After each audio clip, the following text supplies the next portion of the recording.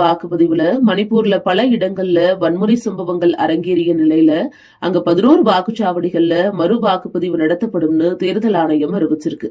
இந்தியால இந்த முறை மொத்தம் 7 கட்டமா மக்களவை தேர்தல் நடக்குது. அதுல தமிழ்நாடு உள்ளிட்ட பல மாநிலங்கள்ல மொத்தம் 102 தொகுதிகளுக்கு வெள்ளிக்கிழமை மக்களவை தேர்தல் நடந்து முடிஞ்சது.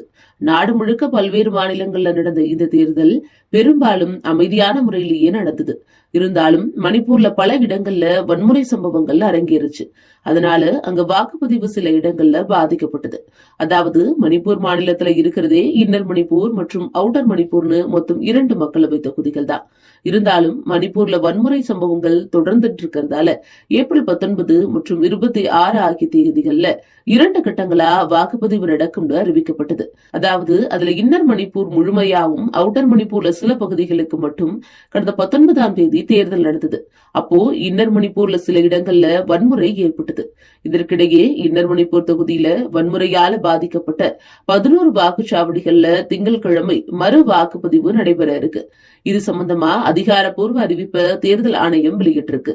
இந்த 11 வாக்குச்சாவடிகள்ல வெள்ளிக்கிழமை நடந்த வாக்குப்பதிவு செல்லாதுன்னு தலைமை தேர்தல் அதிகாரி அறிவிச்சிருக்காரு.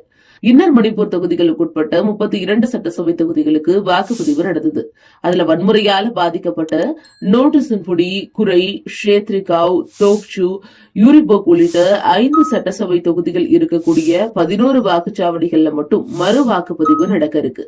மணிப்பூர்ல வெள்ளிக்கிழமை நடந்த வாக்குப்பதிவு வன்முறையால பாதிக்கப்பட்டது. அங்க 68% வாக்குகள் பதிவான போதிலும் மாநிலத்துல சில இடங்கள்ல துப்பாக்கிச்சூடு, மிரட்டல், வாக்குப்பதிவு இயந்திரங்களை சேதப்படுத்தினது உள்ளிட்ட சம்பவங்களும் அரங்கேறி இருந்தது. குறிப்பா இம்பால் கிழக்கு மற்றும் இம்பால் மேற்கு பகுதிகளில் குறைந்தது 4 வாக்குச்சாவடிகள்ல வாக்குப்பதிவு இயந்திரங்களை சூறையாடி இருந்தாங்க. இன்னர் மணிப்பூர் தொகுதியில இருக்கக்கூடிய 32 சட்டமன்ற தொகுதிகளுக்கும் தேர்தல் நடந்த நிலையில அவுட்டர் மணிப்பூர் தொகுதிக்குட்பட்ட 15 சட்டமன்ற தொகுதிகள்ல மட்டும்தான் ஏப்ரல் 19ஆம் தேதி தேர்தல் நடந்தது. அவுட்டர் மணிப்பூர்ல மீதம் இருக்கக்கூடிய 13 சட்டப்பேரவை தொகுதிகளுக்கு ஏப்ரல் 26ஆம் தேதி 2ஆம் கட்டமா தான் வாக்குப்பதிவு நடக்க இருக்கு.